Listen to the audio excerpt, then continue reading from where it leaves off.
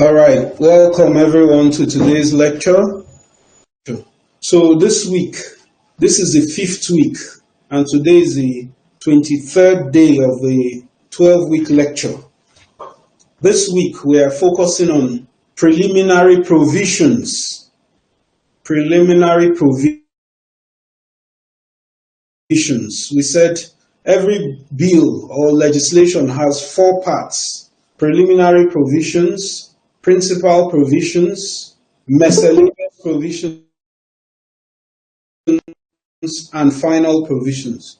Now, it is as if you're building a house. You need all these 4 parts to build a bill or a legislation. And even judges, when they are deciding on a case, give meaning to any legislation. So it's very important you know the 4 parts of a bill. Under the preliminary, there are different parts. Hello, Ebenezer. Hello? Ebenezer is trying to call. Anyways, so there are 4 parts. We said the preliminary is the first part.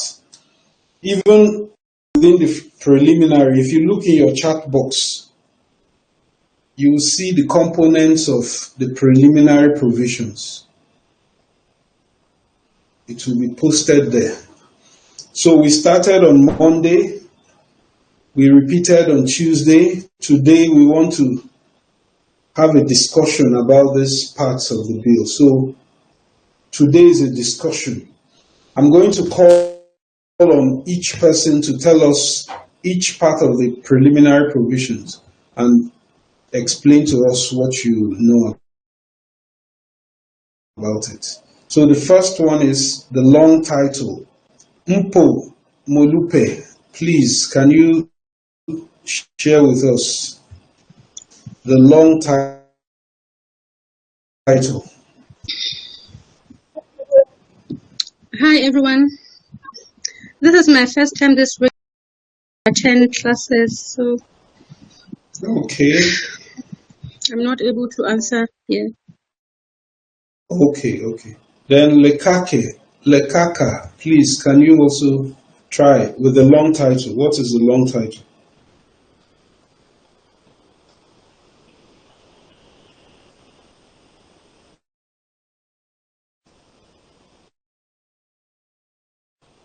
Yes. Good. I'm not sure whether my mic is on or not. It's on. We can hear you. It's on. You all can hear me. That's nice. The long title with regards to an act, it was described as, or rather, it was stated that this is a descriptive title that appears at the beginning of a piece of legislation. So in essence, it outlines the purpose and the scope of that title. Okay, it outlines. It's more like a summary. It's more like a summary of what that piece of legislation is about. Okay, when you say summary, you may not be correct because there's another part of the preliminary that is a summary, the explanatory memorandum. You know, the purpose of this lecture is to make you a professional in legislative drafting. Before now, you are like a mechanic. You can draft a bill by copying precedent. But the purpose of this lecture is to give you the principles behind these concepts, the way bills and laws are drafted. So when you pick on any of them, you should know what is the principle behind it. There were lawyers that took time to build all this, the structure of a bill. It didn't come by chance. There's a man called Henry Tring. He's the first person. He wrote the 5 principles of the structure of legislation. He has a book that was published in 1902. I have seen a copy of that book in the library at the University of London. It was published in 1902.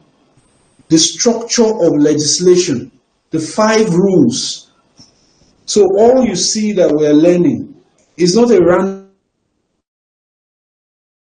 thing. Men, lawyers sat down, drew up these principles on how a bill should be structured.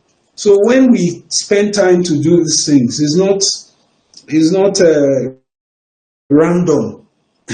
Henry Tring wrote a book on this, 1902. None of us was born by then, but those are the principles we use today. And this lecture, this formal training, the purpose is to distinguish you from the ordinary lawyer who drafts by looking at precedents. The other ordinary lawyer will just pick an existing law, copy from it, but he does not understand the principles behind why long title, what is a long title. So when you pay attention, you understand. We told you, long title, for purposes of interpretation, the judges do not use it. However, if the meaning, the wordings of a law are ambiguous, the judges can resort to the long title. There's a difference. You should know the difference amongst the parts of a B interpretation, such as application clause, commencement clause for interpretation. That does not mean the other parts are less important. They are also important. But as a drafter, when you have undergone a formal training, you should know the differences. So the long title is important. It is because in common law jurisdictions, we do not use purpose clause. The long title serves as the purpose, a statement of the purpose of that law. The explanatory memorandum is like a summary. It's different from the long title. Because a long title means long. It can be long to express the purpose of that law. And I told you, appropriation laws are a good example of how the long title can be. Nigeria's Appropriation Act of 2023, or even 24, is 42 pages, just the long title. The act itself is 3,000 pages. Because in your long title, you should express fully the purpose of that law. So you cannot abbreviate it. Remember, you have a short title. In the short title, you can abbreviate. You can write the short title, a nickname. But for the long title, you state the purpose. In finality, in longhand, you write as long as you can to express the purpose of the law, even if it runs into 10 pages. That's because the purpose of long title is to express the purpose of the law. Yes. Can you please yes, go ahead? We said that in the long title is where we find the purpose of the law, and that yes, that we don't use preambles when drafting our laws because we don't have the purposive method of interpretation under common law. But then we did say that when dealing with ceremonial laws and when domesticating international treaties, we use preambles. What is the rationale of using preambles when we can just use long titles? Why are we adopting the civil law ways of drafting laws when dealing with ceremonial laws and domesticating international treaties, as opposed to just using long titles? You need to. That's why I say pay attention during lectures. Preambles are a statement, a brief statement of the history. The purpose is in the long title. Purpose and history are different. Long title states the purpose of the law. Preamble states a brief history. And we gave you an example of a preamble. Whereas Nigeria is a member of the United Nations Climate Change Committee. Whereas there was a meeting of the Climate Change Committee on 2nd February 2025 in Paris, whereas it was agreed by all the ministers of environment that there should be a convention on climate change, whereas Nigeria ratified this treaty on 22nd of February 2025. Therefore, the National Assembly of Nigeria hereby enacts the climate change legislation for Nigeria. Okay, Nate, thank you so much. So this lecture is what makes you, there's a thin line of difference between a legislative drafting lawyer and an ordinary lawyer who just drafts by looking at the existing law. You just copy. These small things, long title, enacting formula, once you know what each of them represents, the principles. We started by saying the mechanic and the automobile engineer, both of them can repair a car. The difference, the mechanic repairs a car by trial and error, but the automobile engineer knows the principles behind each of these things. So your knowledge, preamble is a brief history of what has led to this legislation. Not every law has it, but when you are domesticating an international treaty, you must tell us the brief country. What was the date of the meeting of the United Nations? A brief history, but the wordings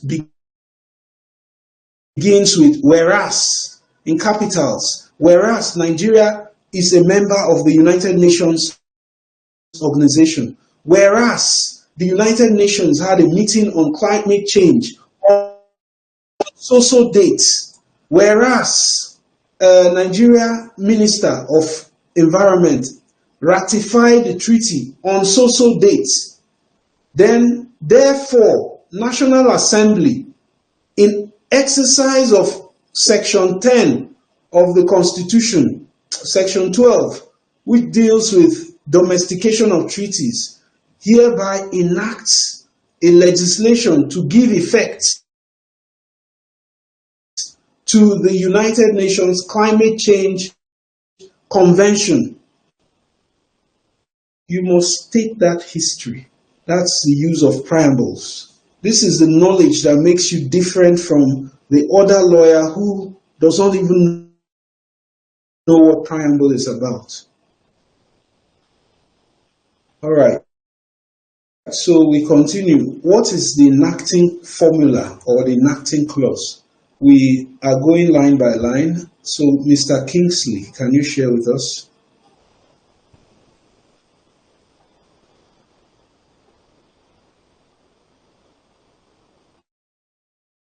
As part of the preliminary provisions.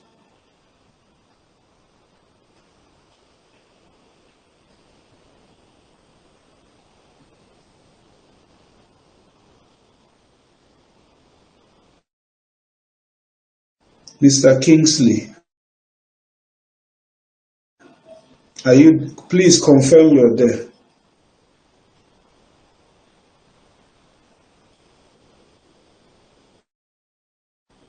All right, we go to Anino Elimi.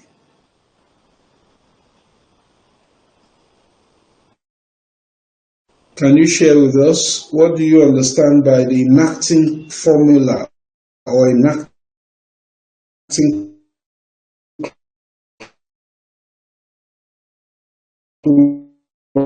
clause in any law?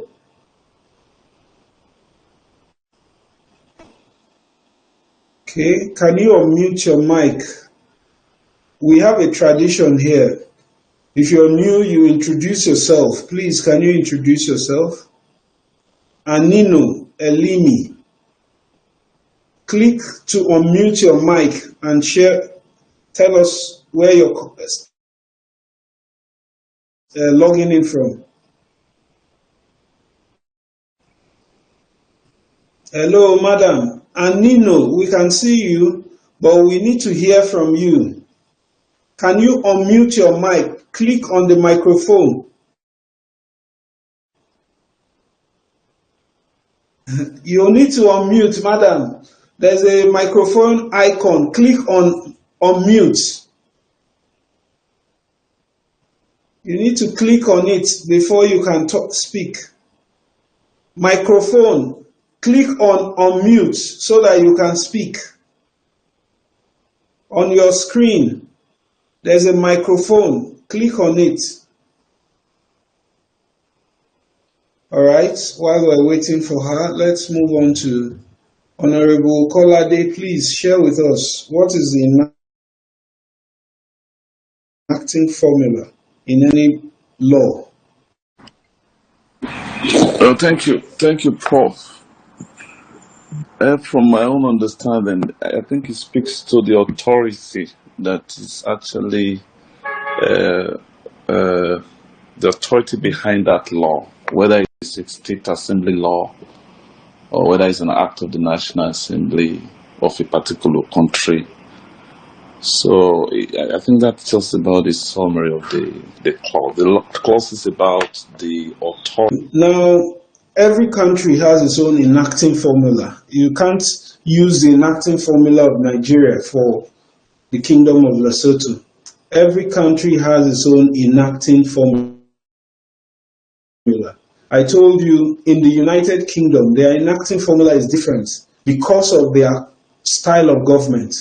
Every law in the United Kingdom, the enacting formula says enacted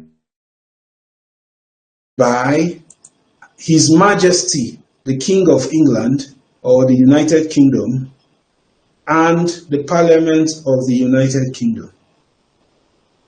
So every country has its own unique enacting formula.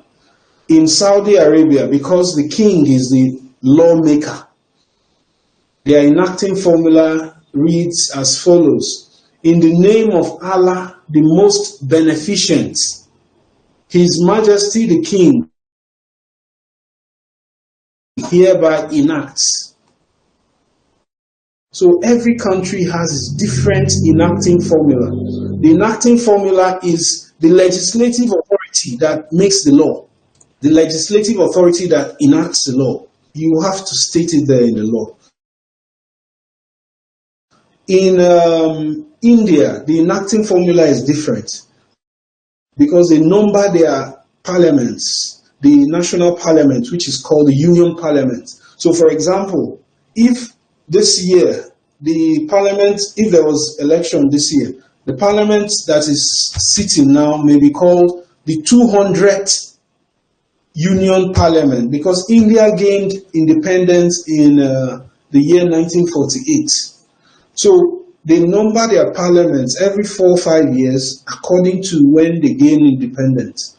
So from 1948, every 4 or 5 years, count how many parliaments they would have had, except from when they had a military rule. So that's how they are enacting formula. Enacted by the 26th Union Parliament. The Union Parliament means the central parliament. They have regional parliaments for the states, but the central parliament, which makes law for all India, is called the Union Parliament. Therefore, the enacting formula reads, according to the 26th Union Parliament hereby enacts. So every country has its own unique enacting formula. And even if it's not a country, the European Union has a unique enacting formula because European Union laws are made by the EU Parliament, the EU Council of States, and the EU Commission. So in their enacting formula, the three institutions of the EU are named as the people who enact the law. Very important. Okay, so let's move on to, we've talked about preambles. Now, what did we say about purpose clause? Can anyone, after Honorable Kolade, we have Toyin Aladegbami. Please, can you share with us what do we know about purpose clause? Is there in the chat box? I've also put it there.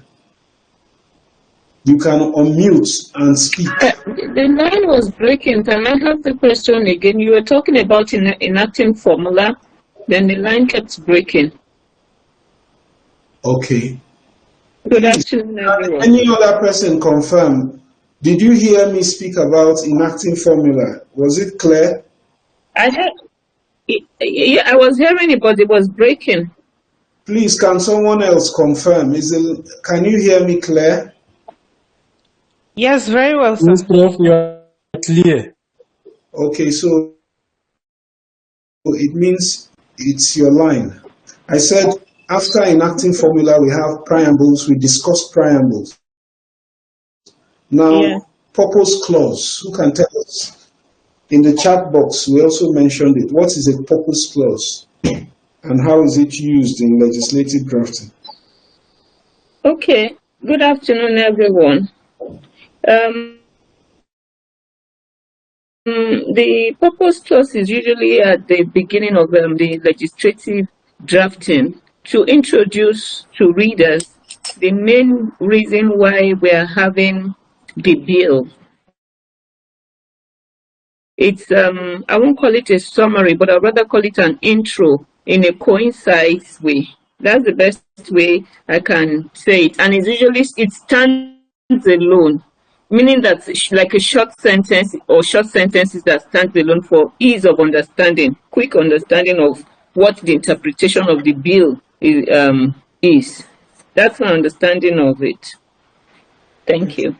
You got this understanding from our lecture or from somewhere else? I got the understanding from, well, it's been basic knowledge I've always had. I just joined. Okay. Are you working with a drafting office or private law firm? I work in a private law firm, and I also consult. Okay. For some legislators. They give me assignments to do. All right. Is that National Assembly or State Assembly? Okay, good. Individual, not the National Assembly as it were, but individual, some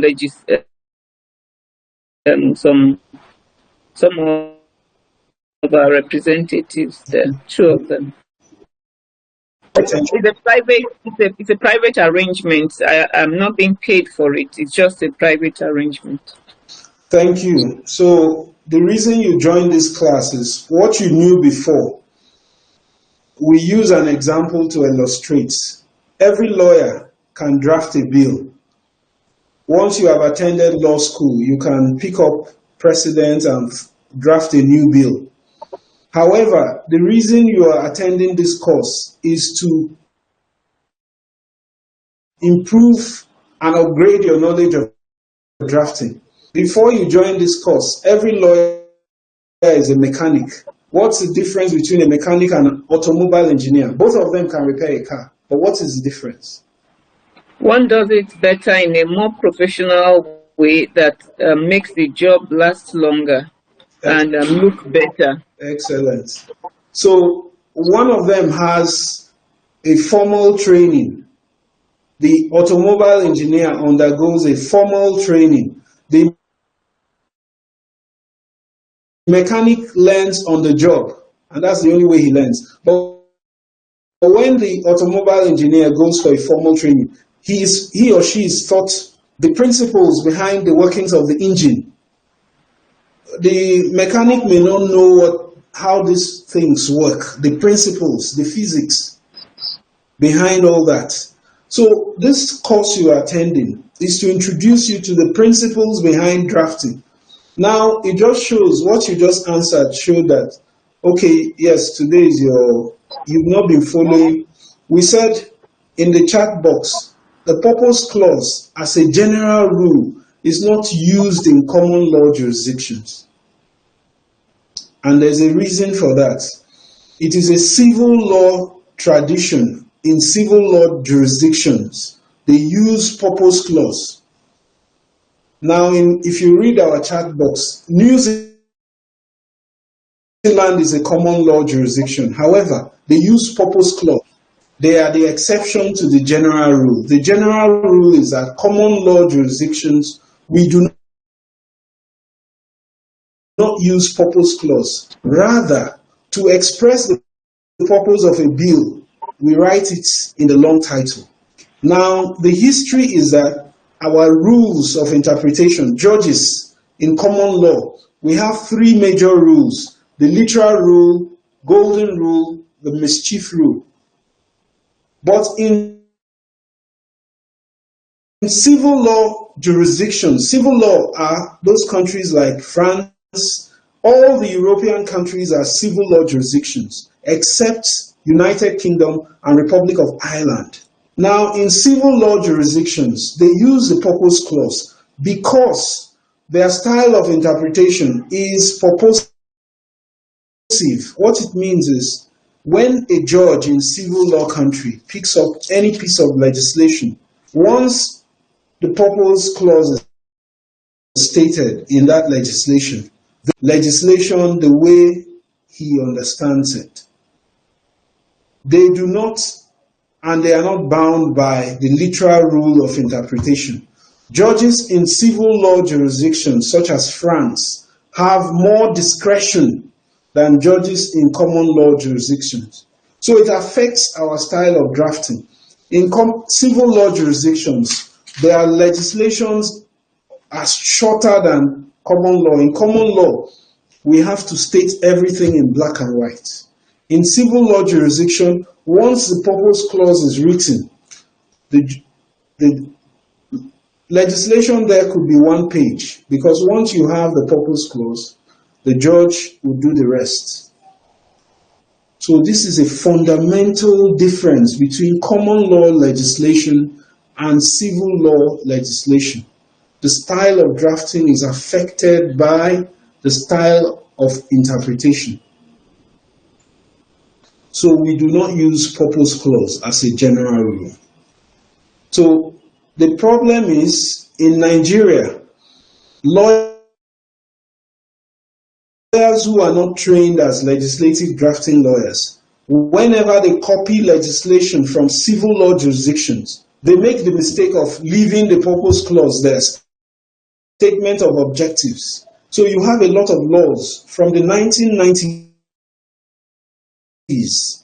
I can tell you the first law that was copied with purpose clause into Nigeria is called Environmental Impact Assessment Act 1992. It was copied from Norway. Norway is a civil law jurisdiction. The lawyers who copied that legislation into Nigeria had no idea that they had to remove the purpose clause. So it entered into our laws. And since then, lawyers have been copying that erroneously, without knowing the difference between civil law style of drafting and common law style of drafting.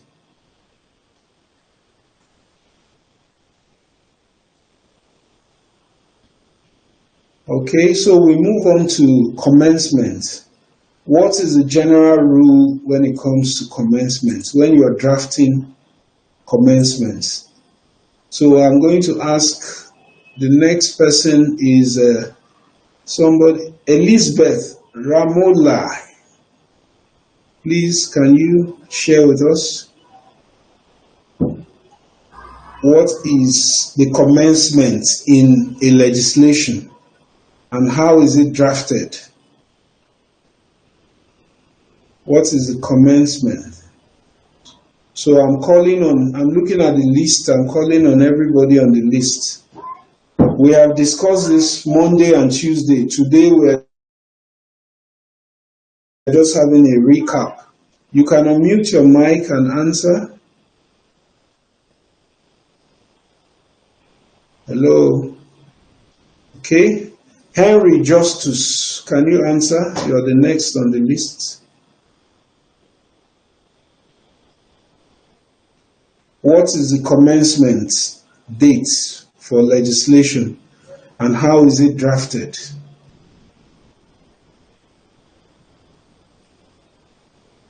Okay. All right. We have Itabelang Famotsi. Can you share with us?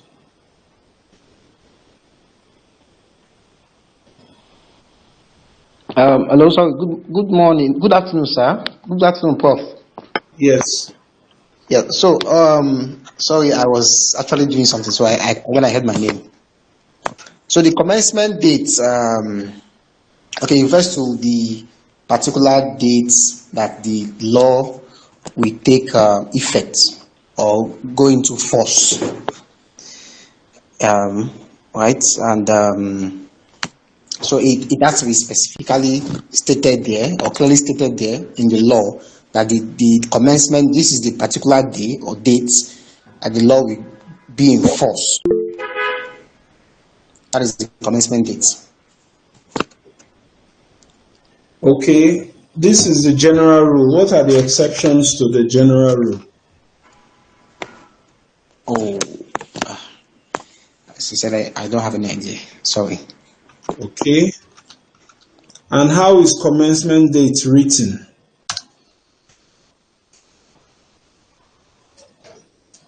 Yes, after you, I call Itabeleng. Please, can you share with us? Itabeleng. These are the little details that makes the difference between an ordinary lawyer and a legislative drafting lawyer. So if you check the chat box, I'm going to put the way commencement date is written is square brackets, square brackets. The date is written inside the square brackets. Square brackets. You don't use round brackets. Now I'm going to write round brackets. Round brackets are used in the long title to specify the purpose of the law. So this is round brackets. These are tiny details, but they make all the difference. So what are the general rule as to commencement, and then what are the exceptions? So we need discussion on this. Itabeleng is not answering. Maybe I will remove those who are not answering because you can't be here and you're not participating. Okay, Caroline Kwebu, please, can you share with us what are the rules with drafting commencement dates and what are the exceptions, the general rule and the exceptions? Caroline. Okay, anybody that doesn't answer, maybe I'll remove them because the purpose of this is a discussion. It's not. Okay.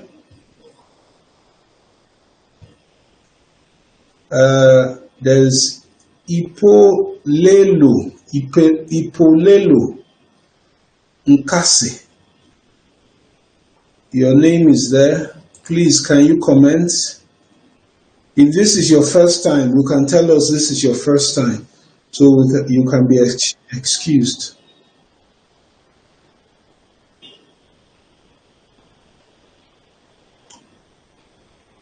Nkasi. Okay. Liteboho. If this is your first time, you can tell us this is your first time.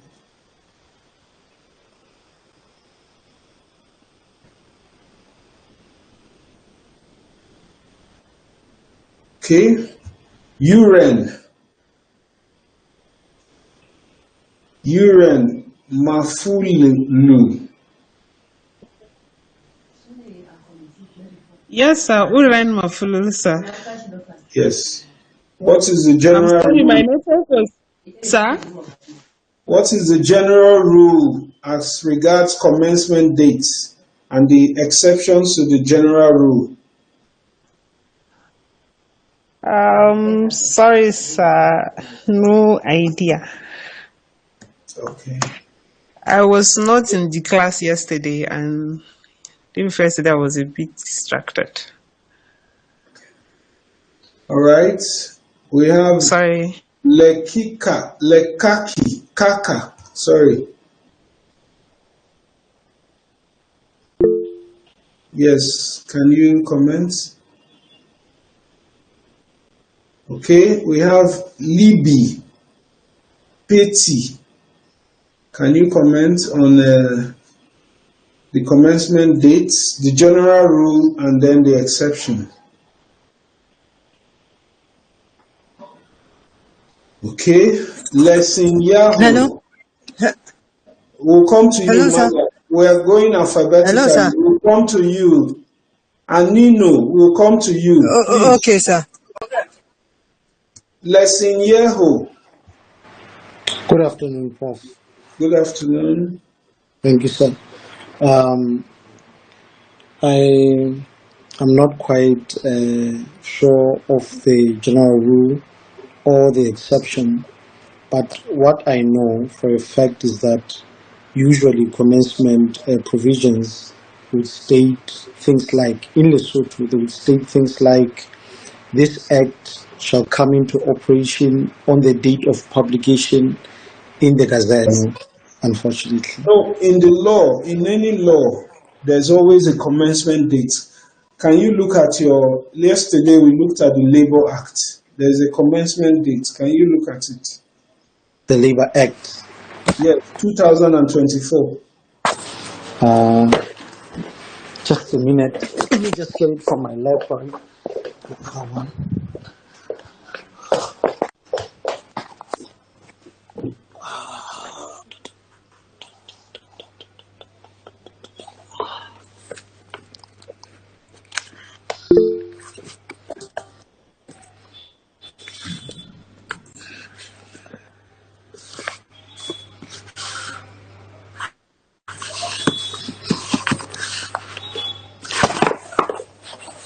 Yes, Prof, I have it.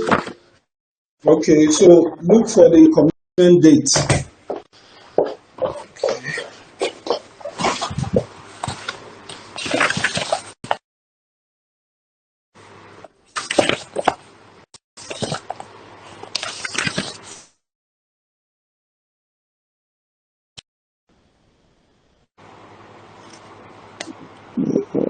Okay. It reads, this act may be cited as the Labor Act 2024 No, that's and shall come title is that and the commencement commencement. date? Yes. Okay. So it All says, right. this act may be cited as the Labor Act 2024 and shall come into operation on the date of publication in the Good. Gazette. So this is your style of drafting in Lesotho. We do not merge short title with the commencement date. Our short title is at the part of the final provisions. In fact, our short title is the last sentence in every legislation. Mm-hmm.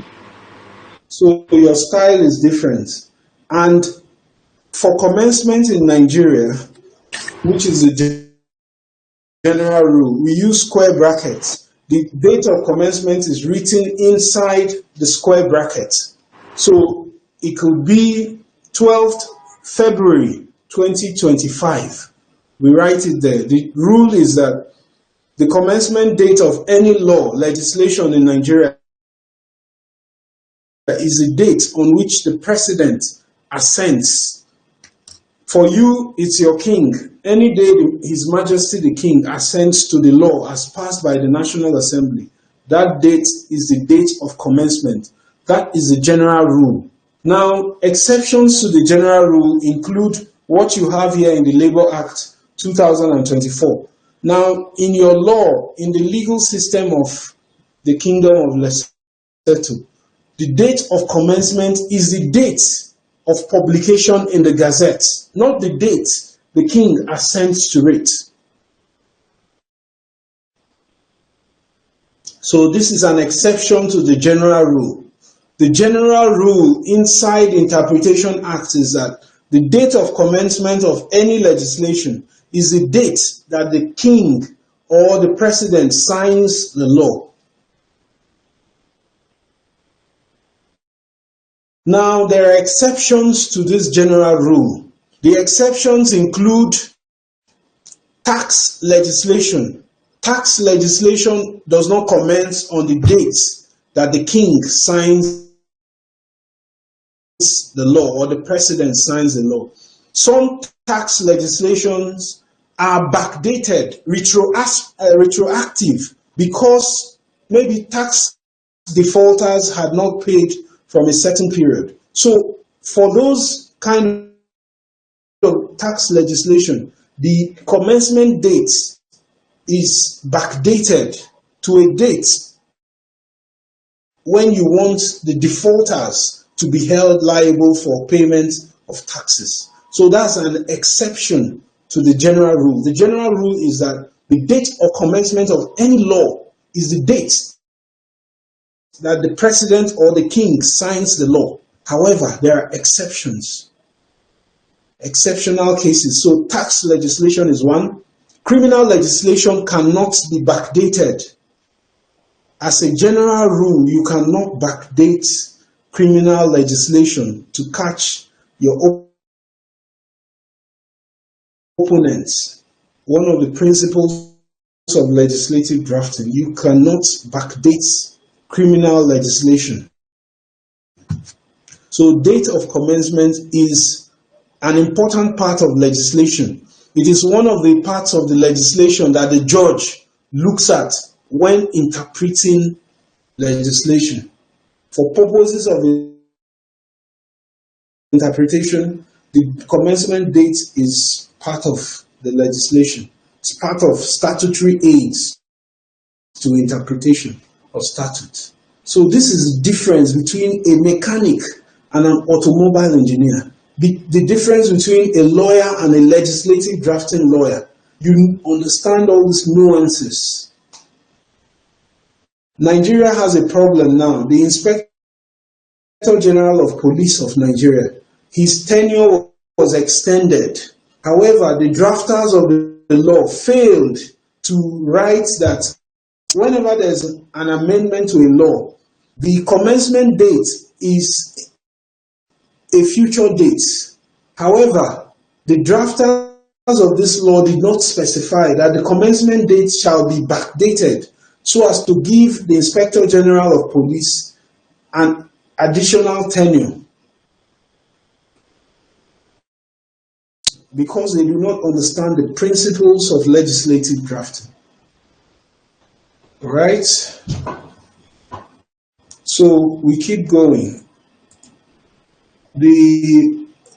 After commencement, we now have duration or sunset clause. What is duration? What is the sunset clause?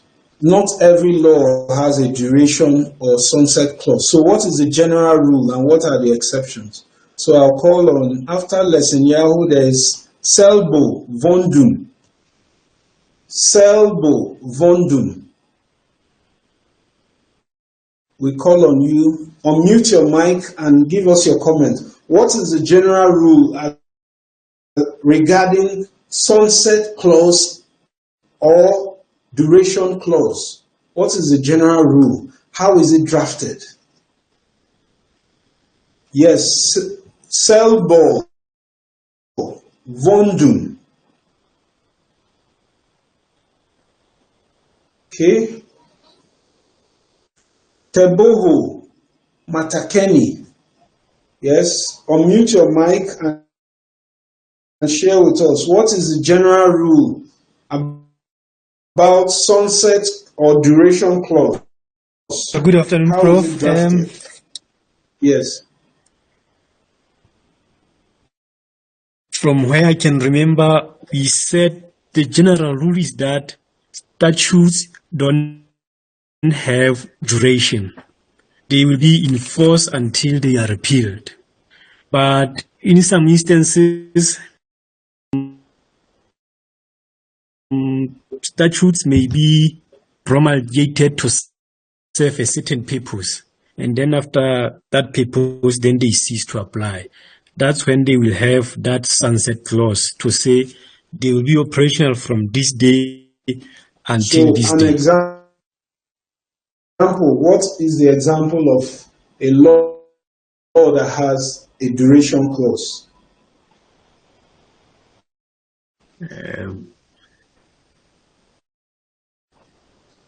Who can tell us a legislation that has a lifespan? You can raise your hand and unmute the mic. We said the appropriation legislation of every country is for 12 calendar months. It cannot go beyond the 12 calendar months. In Nigeria, the appropriation legislation or act is from January to December. In Lesotho, when is it from? March, 30th March to 1st of April. Because that's the financial calendar year. So how is it drafted? Pick up any copy of the Lesotho appropriation bill or act. You will see this law is in force for 12 calendar months. Okay, so that is about duration. Now we gave you an example of a law. Whenever you draft a duration clause, you should also follow up by what would happen after the duration. Nigeria had a law where we had a 15-year tax holiday. The drafters forgot to add, after the 15 years, then the rate of taxation that would be paid by oil companies. They forgot that. And that created, Nigeria lost $62 million because of poor drafting of that law. So that's an example of what can happen if you do not draft properly. What about application clause? What is the application clause in any law? What is the application clause? Let's call on, after Tobehu, we have Umaru Hannah. Okay? Yes, Anino. Madam, you can answer. Unmute your mic and answer. The application clause seeks to identify the persons or people to whom the legislature applies. Like, for instance, if it's directed at oil companies, individuals of a certain category. Yes. Thank you. That's a perfect answer. Yes. I want you to look at the Nigerian Communications Commission Act 2003. The application clause is very clear that it applies to telecommunications companies. The reason you put application clause is so that different organizations will not have a clash of jurisdiction. So in Nigeria, we know that the NCC Act 2003 applies or regulates telecommunications. It's different from the Nigerian Information Technology Development Agency Act 2007. That one regulates internet and all such related technologies. So application clause is very important. It tells you the scope, the subject matter, who should be the affected people by this law. Even in Nigeria, we have the application clause can tell you this law shall apply only to the Federal Capital Territory, because our constitution says National Assembly can make laws for either the Federal Capital Territory or the entire country. So an example is the Child Rights Act 2003. was enacted and it applies only to the Federal Capital Territory. There is a reason for that. Each state now enacts its own child rights law because the subject matter, children, is on the concurrent list. So both the National Assembly, state assemblies can legislate upon it. So it's important to have application clause in every law. Very important. So for those of you in the Kingdom of Lesotho, your application clause should also state whether this law applies only to Maseru, the capital, or the 10 districts of the country. Application clause is very important. And the way it's drafted is, this law shall apply to, then you write the names of the parties that the law will be applicable to. Very important. Because a lot of court cases in Nigeria has over 900 federal government agencies. Some of them are clashing because their jurisdictions, they don't know what are we to do, the scope of application. Like if you go under the environment sector, Nigeria has NOSDRA, NESRA.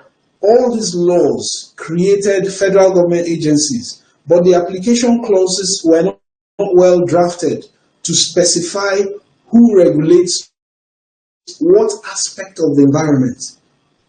So you have NOSDRA, oil pollution.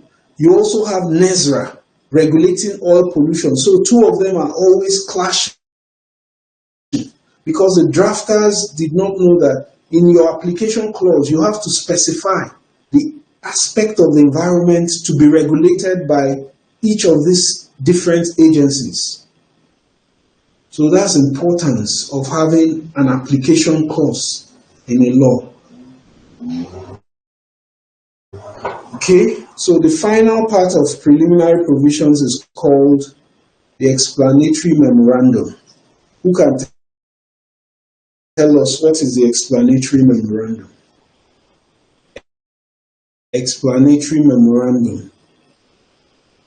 I don't know if you have it in Lesotho. Can somebody look at the Labour Act? Lesson Yahoo, please look at the Labour Act 2024. Do you have an explanatory memorandum in your legislation? I think so. It reads, not sure if it's the long title No. or the Explanatory memorandum. Explanatory memorandum. It's a different part of the law. It should be in the beginning, right? It could be at the end, depending on your jurisdiction.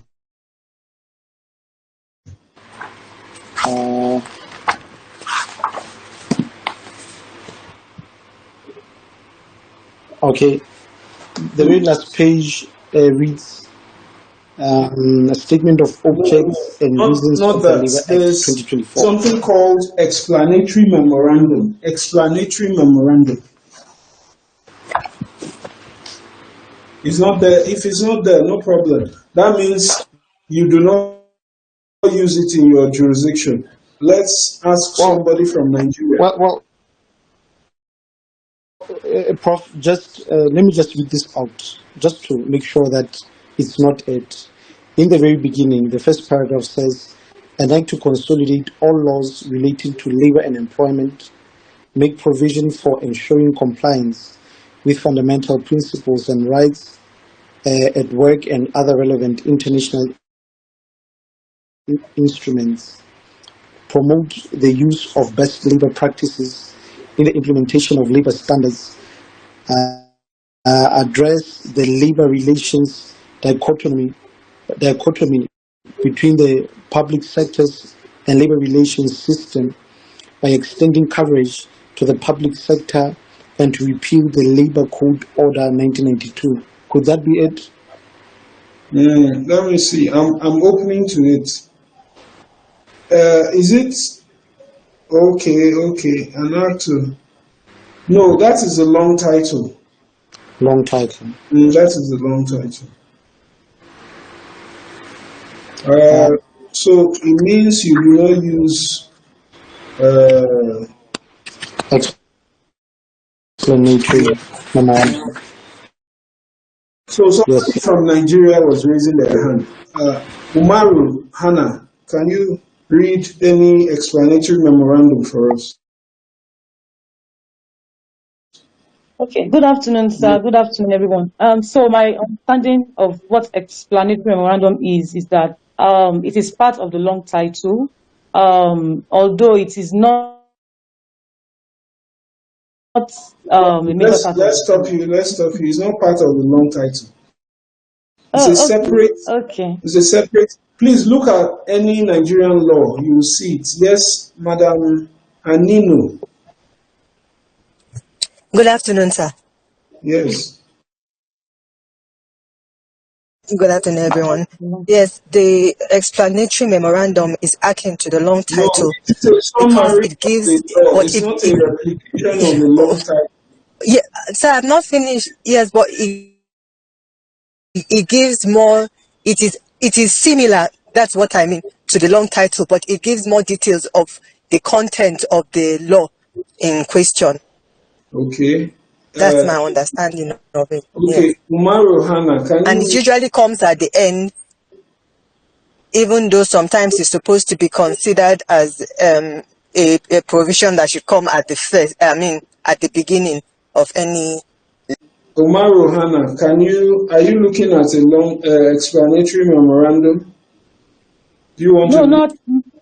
no, I don't have a copy of any law with me right now. But I mean, just to add to what she has said, it's just like a guide. That was why I was going to explain why I said it's part of the long title. So, but it's not the long title, but it just seeks to, guide the readers as to what the long title is all about.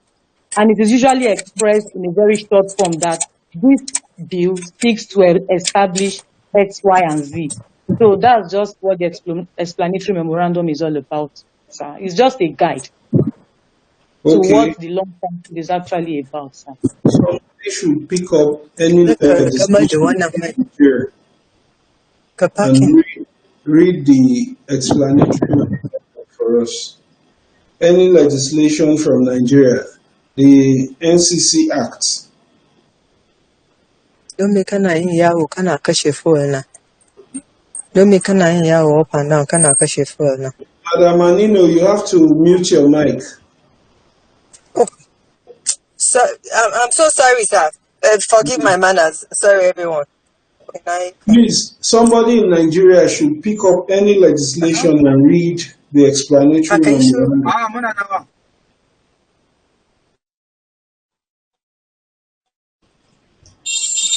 Hello, What is wrong? so that we understand what we are talking about.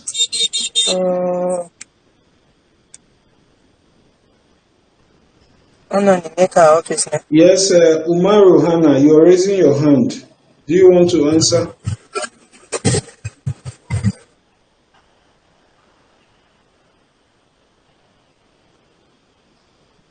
Hello.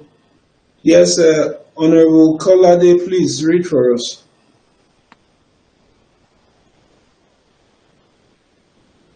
Hello. Honorable Kolade, your hand is up. You need to... Let me unmute. Okay. Thank you, Prof. I have with me here the Cyber Crimes Prohibition Prevention etc. Amendment Act of 2024. And within that is the explanatory memorandum. And this is how it goes. This act amends the Cyber Crimes Prohibition Prevention etc. Act number 17, 2015 to insert some consequential words that were inadvertently omitted in the act. So you have the arrangement of the sections, and then just the explanatory memorandum. Yes, that's what I just. That's what I've That's just read. it. This act amends the Cyber Crimes Prohibition Act number 7, 2015 to insert some consequential words that were inadvertently omitted in the act. So that's the explanatory memorandum behind this amendment of the Act of 2024. Good. Thank you. So that's it. Kingsley, you were raising your hand. Oh, yes, Prof. Good afternoon, sir. Yes. I wanted to read an explanatory memorandum from Copyright Act, but since Honorable has read, Okay, I don't know if there's any to which read of the this. Copyright Act? Is it the 2023 or 2022? The 2022. Okay. I was even going to ask you a question on that because from the. Now let's hear first. Now let's hear first. Okay. It says this act provides for the protection of copyright and neighboring rights, prescribes appropriate exceptions, and improves the effective administration, regulation, and enforcement of copyrights in the digital environment in Nigeria. Okay, something is missing from that law. I know because I used to be the chairman of Copyright Commission in Nigeria. The new act incorporated some treaties. So ideally, the explanatory memorandum should have mentioned that this act, just as we saw in the Labour Act of Lesotho, this act seeks to incorporate international obligations to which Nigeria is signatory. Okay. So this is the difference between a skilled legislative lawyer and a lawyer who just drafts. Every part of the law has a purpose. So in drafting it, bring out those purposes, reasons why they're there.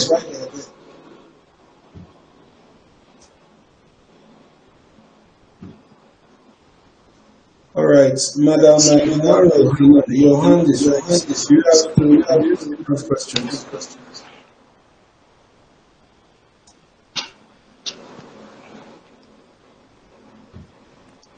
No, sir. It was from the previous.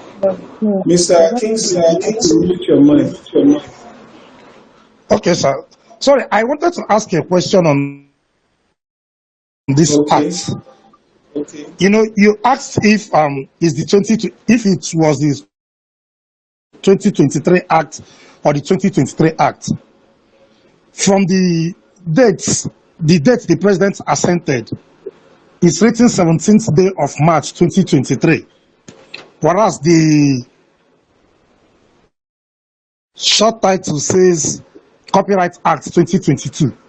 So I don't know, I'm at a loss based on what you taught us now that the date the President assents to the bill, which turns into an act, it now turns into the commencement date. Well, I'm saying 2022, so I'm kind of surprised, sir.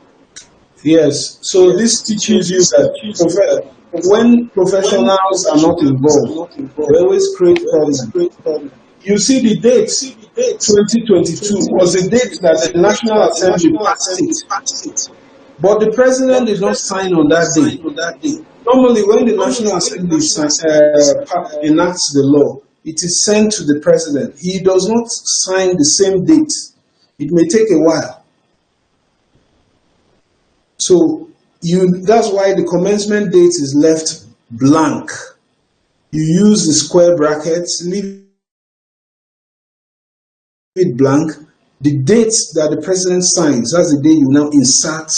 But these days, professionals do not get involved in the process. Ideally, that is the work of the clerk to the National Assembly. So all these errors should have been sorted out. Okay, sir. Thank you, sir. Okay, so that is the end of today's lecture. Yes, Honorable Kawadi.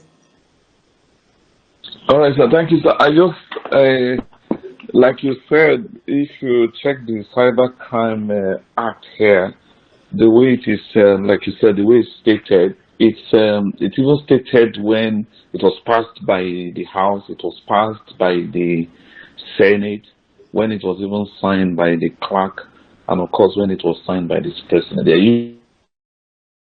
usually at the back page. So there's a marked improvement regards that. So the other one I want to ask, sir, is with regards to the explanatory memorandum. I think from my own little understanding, from what I've just read in this, any action that is done on any, it is an amendment, whether it is a repeal, whether it's even a new law, I think the explanatory memorandum will capture that. That's why we say it's a summary. Notice the difference. It's a summary. It's Yes, different from the long title, which is a statement of the purpose of the law. Yes, sir. All right, sir. Just my. And it's also different from a preamble. Preamble is a short history. Yes, sir. So, as a professional, when you undertake a formal training in legislative drafting, you now know the nitty-gritty of all the parts of a bill. The preliminary, you know what should be here, how you should draft this. So, just by looking at it, you know you can criticize or critique a bill, which the ordinary lawyer who has just copied precedent does not even know what all these parts